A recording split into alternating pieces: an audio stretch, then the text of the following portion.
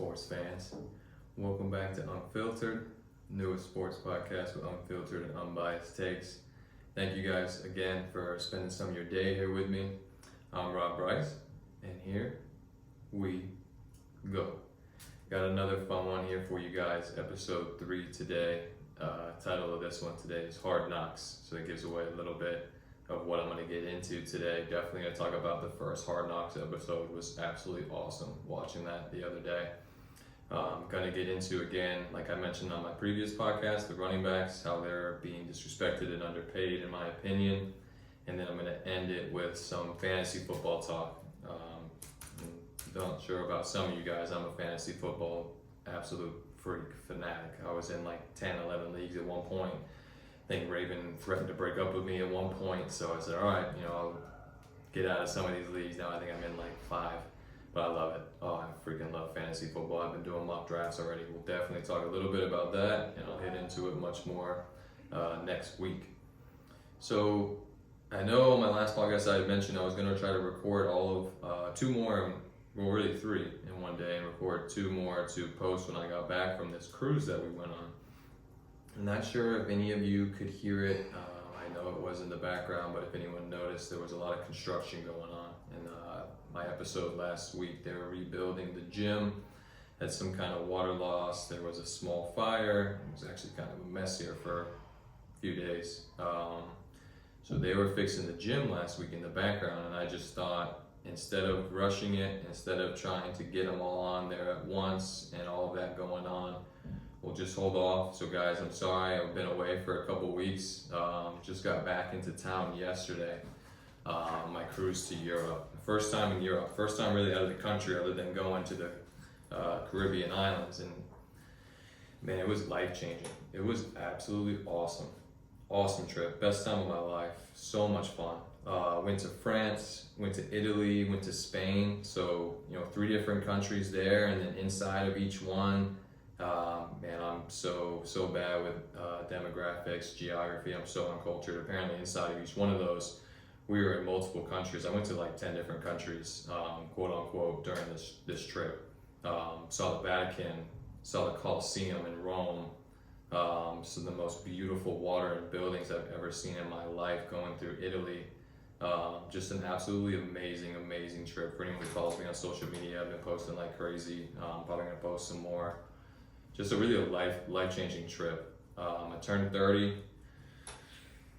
Ooh, I said it out loud. I'm 30 years old. It was my dirty 30. I was actually, my birthday was in Rome, so I was seeing the Colosseum on my 30th birthday, which to me was really awesome because it is a huge bucket list of mine to see all the wonders of the world. The Colosseum is one of them, and I got to do that. And then most importantly, something I've been planning for quite some time, and still even nervous talking about it, was shaking at the time I got engaged. So me and Raven are engaged now. For anyone who doesn't follow me on social media, posted those photos. I mean, I've never been happier, man. Just never been happier in my life. Everything is coming together. My 30s are going to be great. Enough about me though, guys. Getting into my episode here, I really do like to start it out with where Rob was wrong. There was quite a bit on that last one. I was definitely rushing it.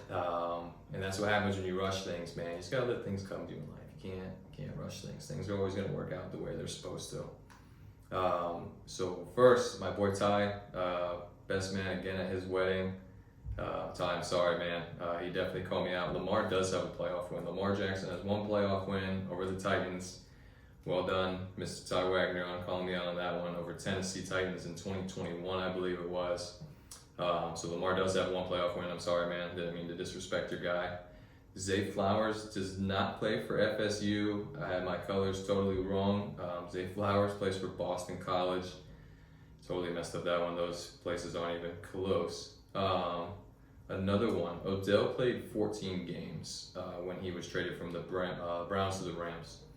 So as I was reading off his stats, I kind of made it sound like he only played a certain amount of games one year, a certain amount the other year, but it's just how ESPN had it split up between the 2 teams that 1 year, though he did play 14 games. Again, still not full 16, but he did play 14 that year, so I want to get that. And then the top 100, I think in my last episode I said it started August 9th.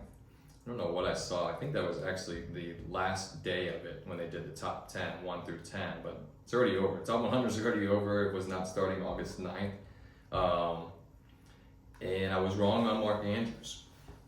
So my last one, I said he would either be higher than he was last time, which was 32, or he'd be the second ranked tight end on the board. Both of those were wrong. Both of those were not even close. I was definitely off on that.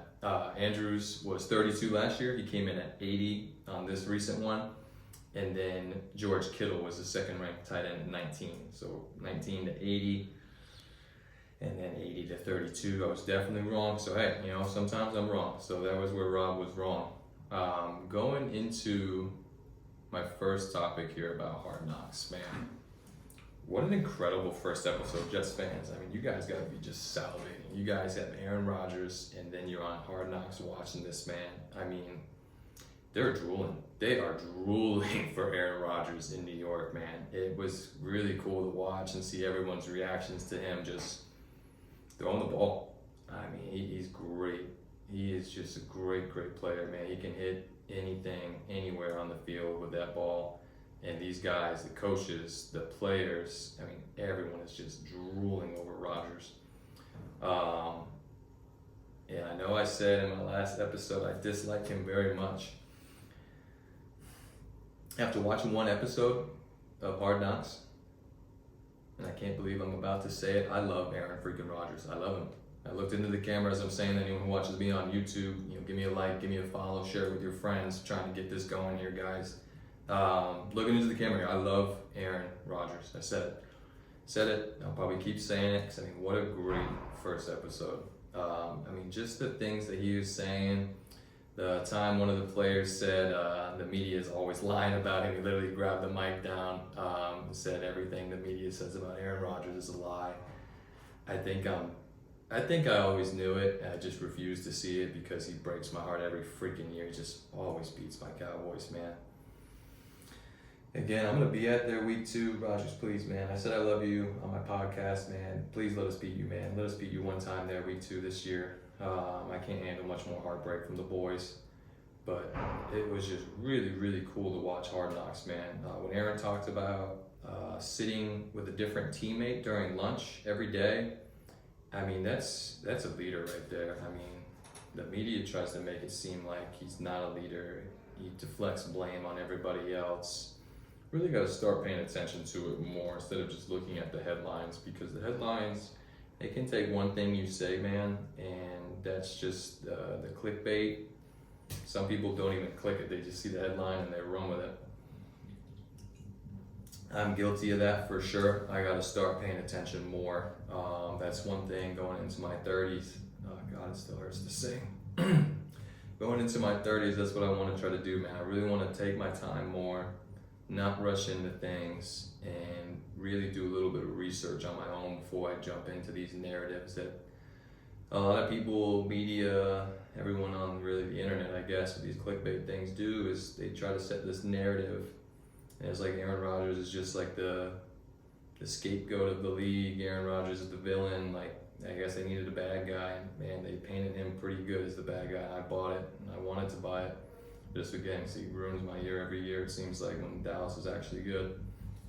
But talking about sitting with a new teammate every day at lunch, man, I mean, that's even something that I really want to start doing in my career, is meeting so many different people. I work at MCO, and there's a lot of different employees there at Orlando Airport, and I need to try to get to know everybody, and I've been doing that. And it's just cool how he said that.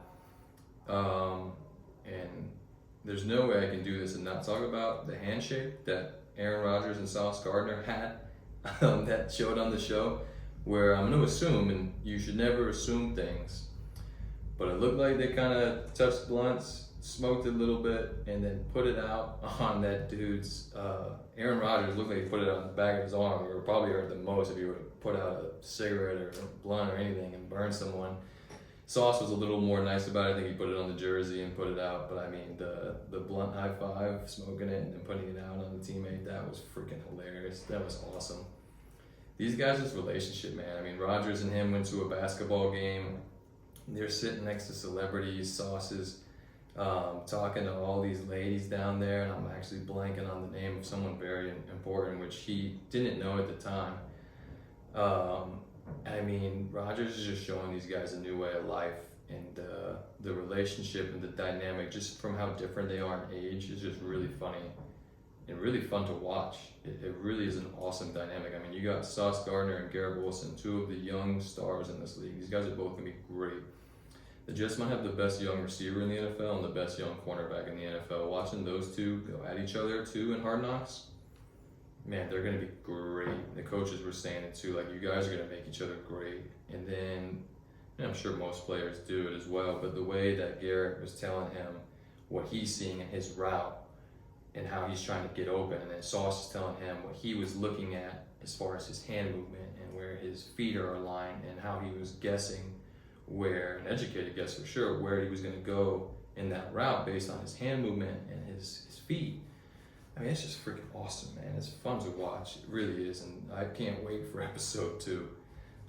Those guys are really, really going to make each other very good, and again, they're just drooling for Aaron, man. I mean, this dude's like a god walking around there. Like, everybody freaking loves him, and he has a lot of wisdom that he's sharing with these guys, and it's just really cool to watch. And I love when they dive into the coaches as well. So they go into the coaches. You have a coach for, everything. For those who don't really pay attention to football, I mean, you got a coach for the linebackers, you got a coach for the D linemen, the corners, the safeties, on the other side of the ball, the running backs, the receivers. So they're gonna go into the coach's room, and you have all the running backs with their coach, you have all the receivers with their coach, and a couple guys that I really, really liked. One was the defensive line coach, Jeff Ulbrich. Apparently he used to play for the Niners as well back in the day. I didn't know that. He played for about 9 years with the Niners. Looks like, 2000 and 2009, played with the 49ers, so that's pretty sweet. But he had a quote in there Bill Belichick is famous for, and maybe this is a shot at the Patriots as much as it's his motto, the do your job. Bill Belichick is pretty famous for that. Just do your job and we're going to be great. Everyone just do your specific job. But he took it one step further. And, do your job, and then what can you do next? Now what is what they kept hitting at. And I mean, I think you can learn that with anything, man. If you just take that into any career that you do. Obviously, no one on this podcast listening right now is a professional football player. I'm not a professional football player, but you take that now what into your mantra. You take that into your career. Whatever it is, you do your task, and then some. So it's like the same thing. You do what you need to do, and then some more. Just get one more rep in there, one more phone call. Meet one more person. You always got to end with one more, whatever it is.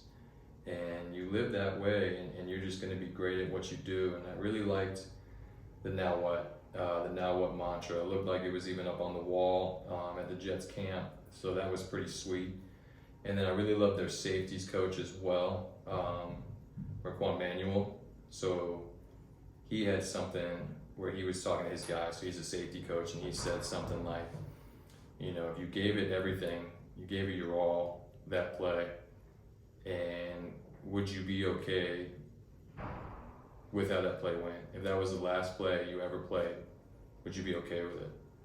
And basically getting to the point of you have to be going all out, no matter what, every single time, every single rep, and then you compare it to what you do at work. I'm comparing to this podcast. Like, this is my last podcast I ever did. Like, would I be satisfied with it? Would I be happy with it? Did I have enough emotion? Did I let me being tired get in the way of trying to enjoy doing this? Because I really love to do it, but I'm also exhausted. Coming home from this cruise, we were up for 28 hours straight, I think. Our flight ended up getting delayed in Spain, from Spain to Atlanta, so we were there for hours, and then we missed our connecting flight, so we had to wait for a new one, which was another 5 hours. We woke up at 5 o'clock in the morning in Spain, which they're 6 hours behind us, and we didn't get here until about 1:30 a.m. So that would have been 7:30. So up from 5 a.m. till 7:30, mostly at an airport or on a plane the entire time. Absolutely miserable day. But you just always have to give it your all with what you're doing. And I love what those two said. I'm excited to watch those two. I really do like how they kind of lit you into the coach's room. You get to know these coaches, you get to know these players. It's going to be kind of interesting to see once they get to the cuts. That's a really fun part for me, just because it stinks that someone's career you think is going to end, but it's really just a new opportunity for them to try to go somewhere else and have a new beginning. It's how I look at it. But seeing how the coaches have to kind of figure it out of who's going to make it and who's not, and everyone's always got their pet cat, so to say. I'm excited to see how everything kind of transpires here in the next few episodes with Hard Knocks. And then Zach Wilson, and seeing how he is doing all of this and how he is kind of handling all of this. Got a newfound respect for him, and I know what he did is not right at all, and he was in the media for all the wrong reasons years ago. We don't even need to bring it up. But the way he's handling this as a kid, I mean, it's got to be tough. It's got to be next to impossibly tough. I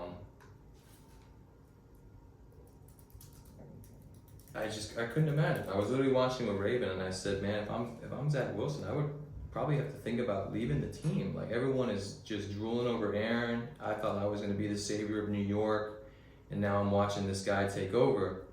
It's definitely very, very tough, but that's looking at it from the negative side. Looking at it from the positive side, this kid gets to learn.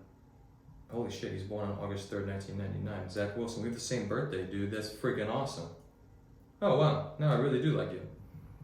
Anyways, sorry. Yeah, so you just turned 24, man. That's freaking awesome. August 3rd, no freaking way. I met a lady on the cruise. Her birthday was August 3rd, too. This is really weird. I've never met anyone in my life born on August 3rd now.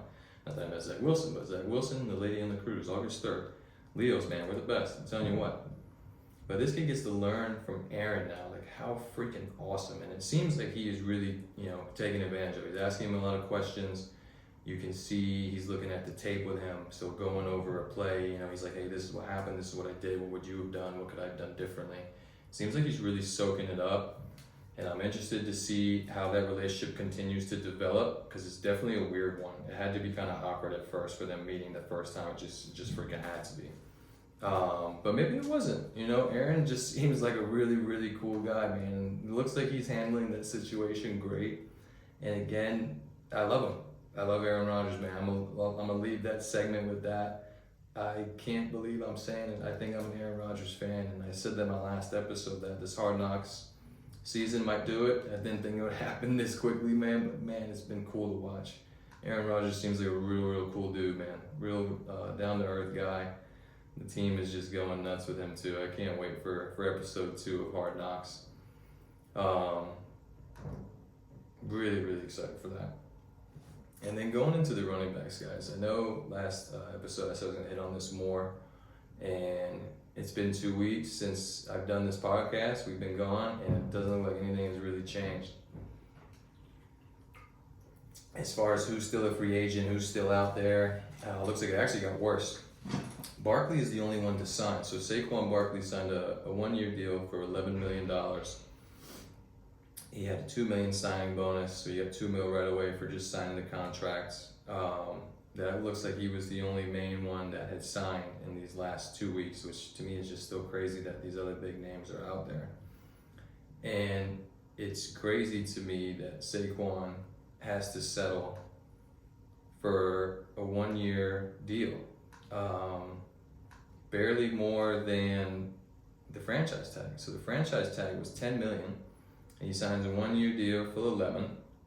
So yes, that's awesome. He was able to get an extra $1 million. No, don't get me wrong, it's a lot of freaking money. So congrats to him for doing that with his agent. If that's all he was gonna get, you might as well take that. That's a win in the short term for sure. But this long-term view still, man, like, it's just crazy. And like, Saquon is only 26. He just turned 26. This man's got some good years left. It's just so weird to me that these guys are not getting paid. You have someone like Dalvin Cook. Dalvin Cook is still a free agent.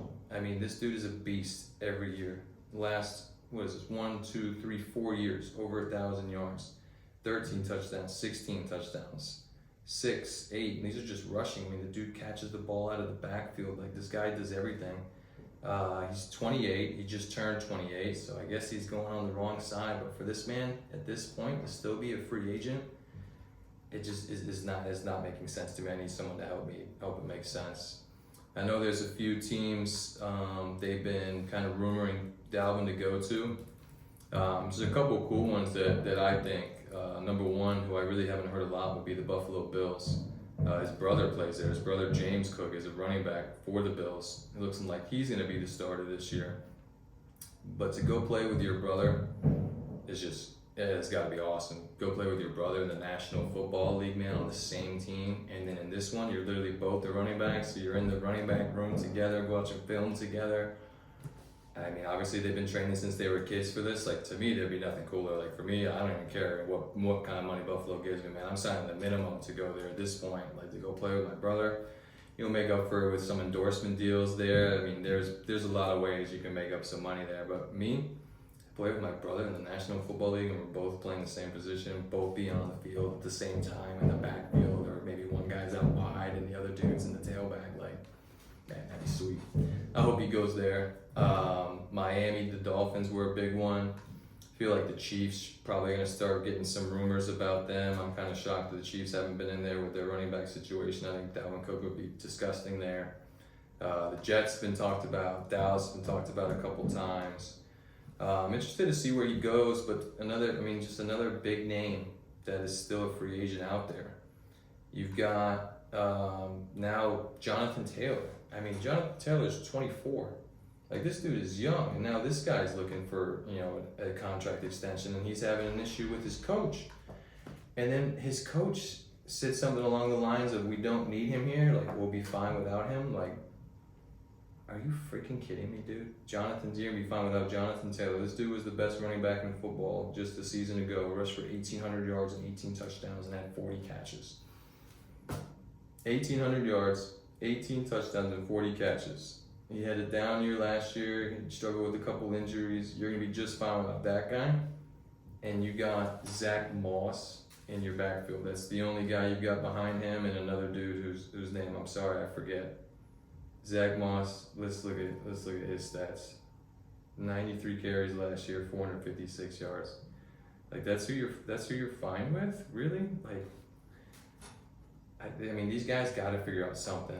They just got to figure out something. Ryan Clark was on ESPN the other day saying that, the running backs all came together and they had a meeting. What they talked about, I would have loved to have been a freaking fly on the wall in that room. Just would have absolutely loved to hear what they're saying in there.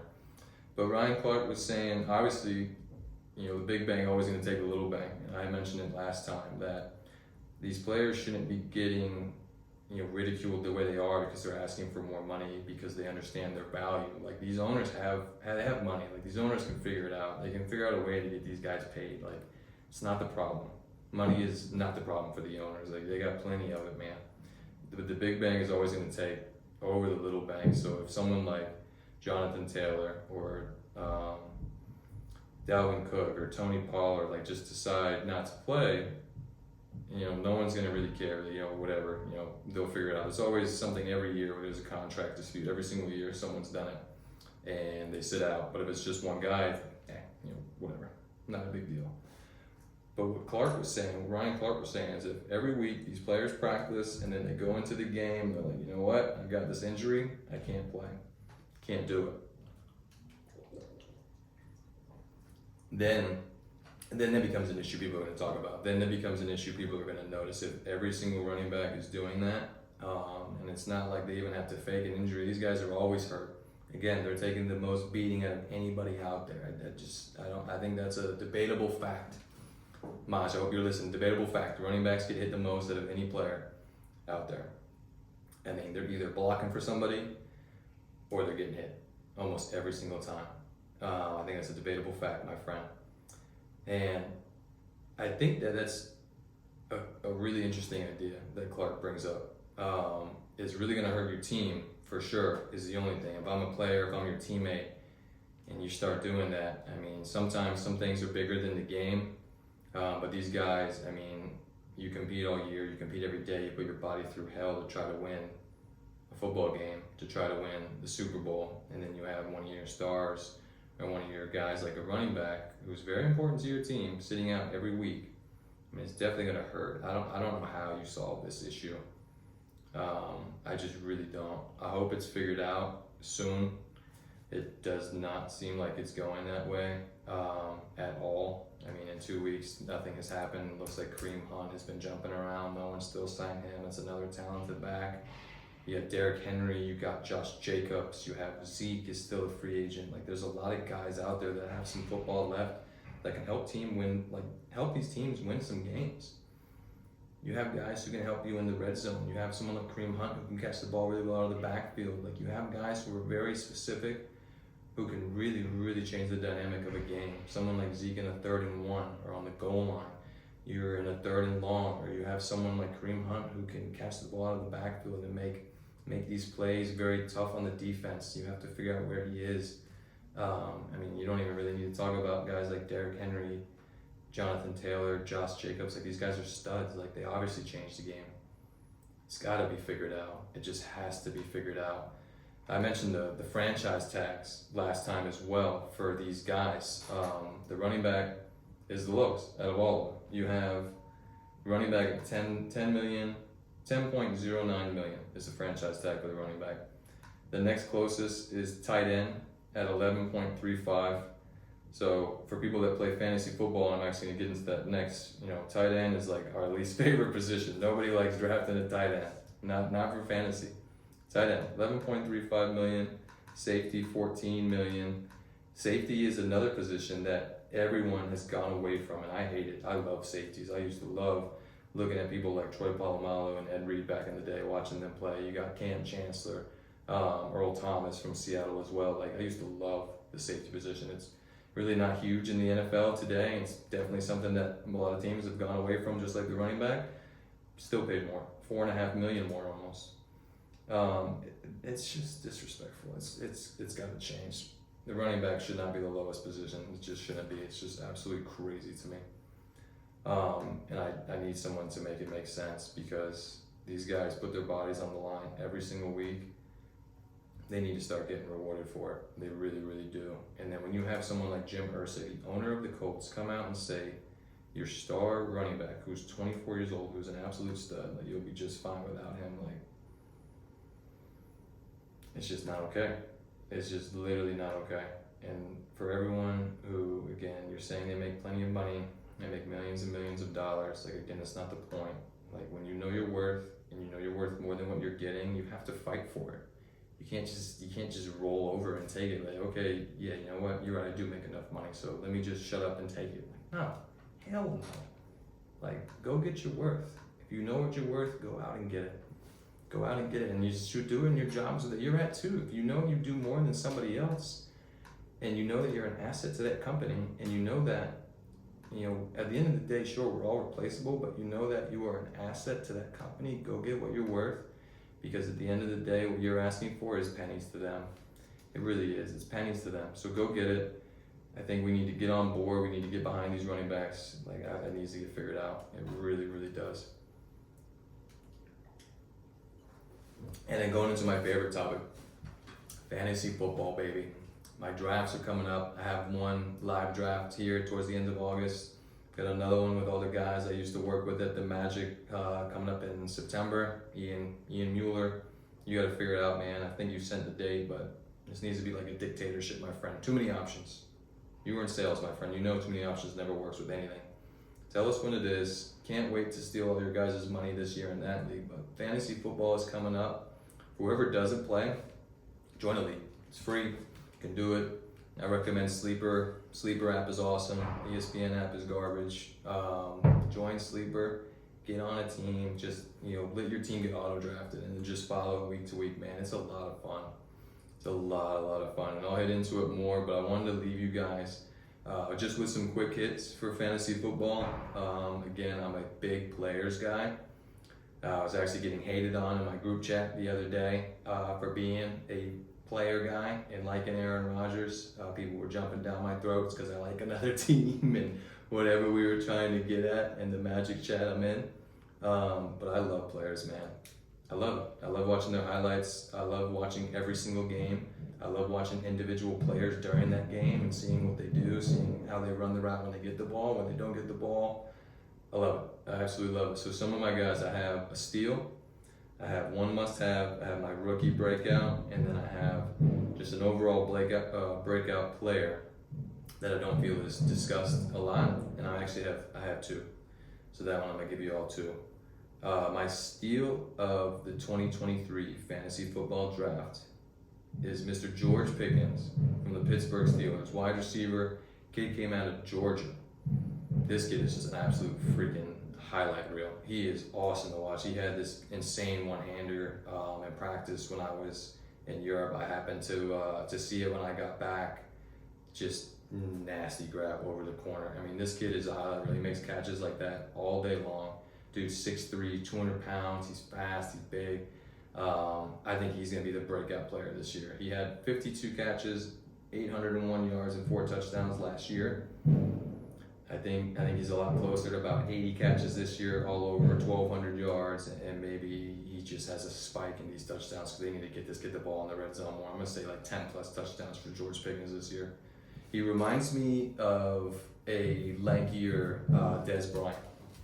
I actually tweeted at Dez. Dez, you somehow listen to this podcast, man. Hopefully you are. You tweet back at me, man. I think that's a pretty interesting player comp between you and Pickens. And I mentioned that when the ball is up in the air, when Dez was with Dallas, I mean, that ball was Dez's. He's going up and he's grabbing it. No one else is stealing that ball from him. With the Steelers, when the ball is up in the air, that ball is George Pickens. Like, he's going up and getting it, and you were just not taking it from him. So that is a guy, whoever is listening here still, I think that one will be a good steal. Please nobody take my guys. I really want Pickens in my leagues. You guys stay away from him. He's one of my steals. A must-have, I got to get one of my Cowboys in there, Tony Pollard. I think he's a must-have in these fantasy year.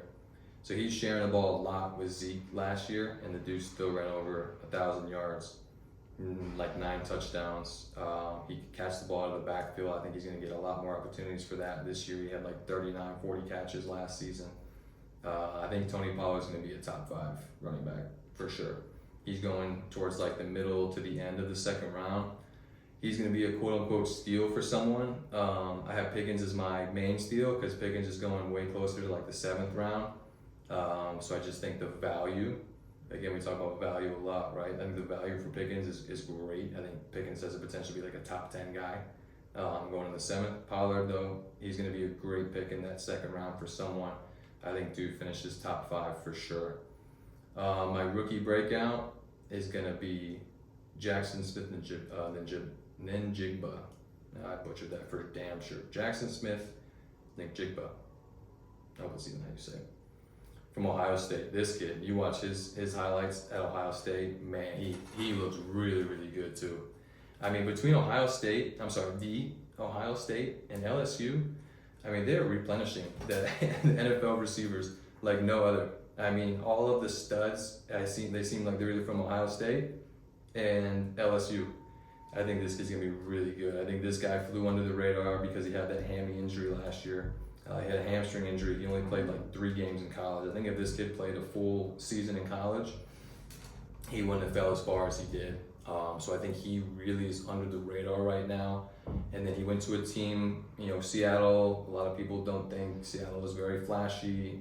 They have Geno Smith. Maybe they don't think it's the best fit. He's behind DK Metcalf and Tyler Lockett.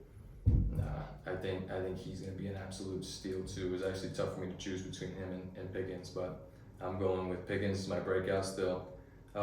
Jackson is going to be my rookie breakout. He's going to be an absolute stud, man. I think eventually towards the middle of the season, he might be targeted just as much as DK Metcalf. That kid is going to be really good to watch. He's going to be a lot of fun to watch.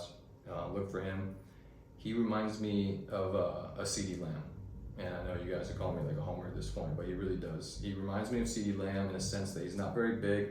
6-foot guy. He looks like he's maybe 180, 190. He's not the fastest guy in the world either. He ran like a 4.48, almost a 4.5.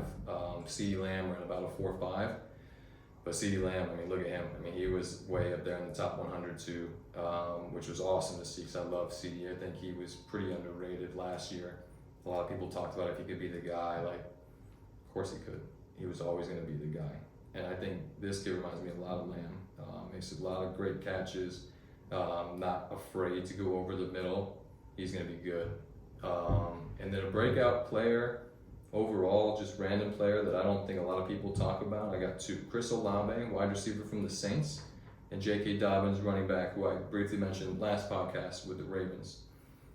Chris Olave was awesome last year, and he was a rookie last year. Another Ohio State guy, 72 catches, over 1,000 yards, 4 touchdowns. He's a small guy. I don't think he'll have a ton of touchdowns this year. Probably be right around the same, maybe 4 to 7.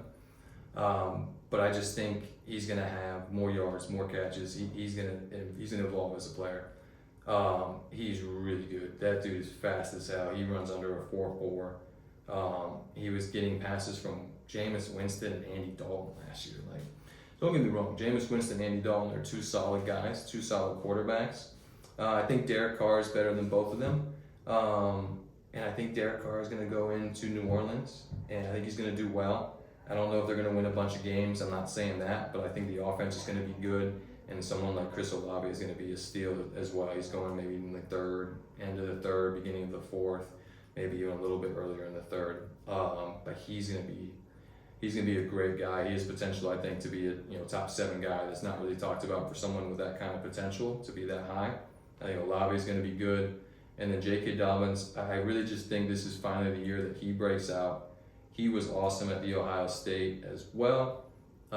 If he can just stay healthy from when he came back last season, first game to the last game, I mean, you saw the improvement. The only thing again was his speed. I really, really hope that comes back for him. Because if that does, he's gonna be a stud. I mean, you're playing with Lamar Jackson, the most athletic guy in the NFL. The Baltimore Ravens running game, I think it's gonna be unstoppable again this year. I think we're gonna see an offense with the Ravens that's gonna be real fun to watch. They got some receivers now. If everyone can just stay healthy on that offense, they're gonna be really, really good. And I think J.K. Dobbins is gonna be a steal. I think he's got potential to be a top 5 running back this year, and he's going more towards like the 4th or 5th round. Usually the running backs are like the first 5 picks off the board. So when you say top 5 pick in the 3rd or 4th round, potentially even the 5th, depending if it's a 10 or 12 man league, like that's a steal, man. That's a steal for a breakout guy. So again, George Pickens, stay away from him. He's mine.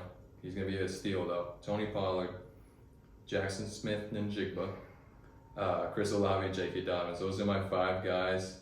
I think you all need to keep an eye on. I hope no one steals them from me after listening to this. I will be absolutely pissed if that does happen. I almost regret even talking about them now. But man, I can't wait for fantasy football. It's literally Ravens like nightmare, absolute nightmare. Because I'm literally always on my phone looking at fantasy football, like wherever we're going, car driving. Like, hey, you want to drive? I gotta check out fantasy. We're at dinner, hang out while the food's coming. Let me check this out. Yeah, she hates fantasy football. I'm sure a lot of girlfriends, a lot of fiancés, right? We're fiancé now, still feels weird to say. A lot of wives, I think they hate fantasy football, but boys, we're almost back, boys. We are so close. Football is right around the corner. Going into the closing here, guys. Again, I just want to thank everybody for taking the time out of your day. If you're still with me, I really, really appreciate it. I am enjoying this. It was really good to be back and doing this again. And I want to leave you with my debatable facts, because this is gonna be my headline. This is gonna be my trademark, not my headline. Spence, I need you, man. I gotta get this trademarked or something. Debatable facts. Going back to Zach Wilson is where I'm gonna eventually end with this one. I think the quarterbacks, these guys that are drafted early, they need to start sitting a year or 2 again, man. Throwing these guys into the fire, I think for most of them, is just ruining their career. Zach Wilson, I think, is a great example of that. This dude came out of BYU. He was the number 2 overall pick. He was supposed to be the savior for the Jets. The Jets were just terrible, man. They were horrible. They had no one to throw the ball to. They had no line to protect him. They had no running back to give the ball to. And they just threw that kid into the fire. And I think they really messed him up. I think they really set him back. I think they should have got someone like Andy Dalton or Jameis Winston, someone like that, a bridge guy is what they call it, at quarterback. To just learn, just let the game come to them. It's too quick. They gotta learn the game. The game has to slow down for them, especially when you have no one to throw the ball to. You got no one to hand it off to. You got no one blocking for you. I mean, they set that kid up for an impossible situation. I think the world nowadays with everything, you got all this stuff at your fingertips. You got Twitter, which is the X logo now. That one I was going to. That's kind of cool, I guess. You have the new social media thing that I'm blanking on. God, I'm old. I'm 30 now. I don't know anything new. But you have all these things that you have all this information at your fingertips. Everyone just is, they just want it right away. I think we got to slow down and stop just throwing these guys into the fire. I think Zach Wilson, my debatable fact in this, he's going to be a quality starter in the NFL. He's going to be a really good player. I think he's a guy that's going to win some playoff games for the Jets in a few years. I think they're going to eventually build around this guy. He's going to learn what he can from one of the best players, if not the best, most talented guy to ever play the game, and Aaron freaking Rodgers, who I am a fan of now. Still feels weird to say that too, but I think he's going to learn a lot from this guy in the next couple of years. I think Rodgers is going to be there for at least 2 years, it looks like. And this guy, I hope he does. I hope Wilson is just a sponge. I hope Zach can get over the ego thing, which it looks like he's doing great at, which, props to him, man. That's not easy for sure, to just take a back seat in a city like New York. I hope he learns from a man, and I think he does. I think he's going to be really good. So that's my debatable fact I'm leaving you all with. Again, guys, thank you so much for taking the time out of your day, again, to listen into this podcast with me. If you're watching it on YouTube, man, please hit that like button, subscribe, send it to your buddies, send it to everyone, man. I'm trying to get this going. Thank you again, guys. Y'all take care.